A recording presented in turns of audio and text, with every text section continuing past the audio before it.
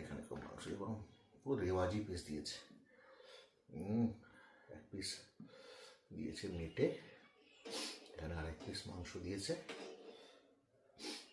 ঝোলটা, ঝোলের কালারটা দেখুন, পুরো একদম সেই লেভেলের কালার হয়েছে। ও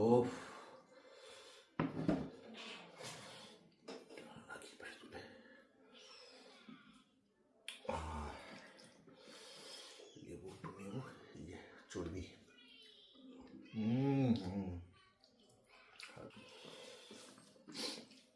মাংসের কালারটা যা হয়েছে। একটু আলু নেব, একটু মাংস নেব,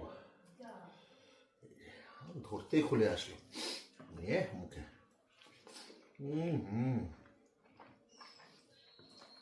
সেই টেস্ট।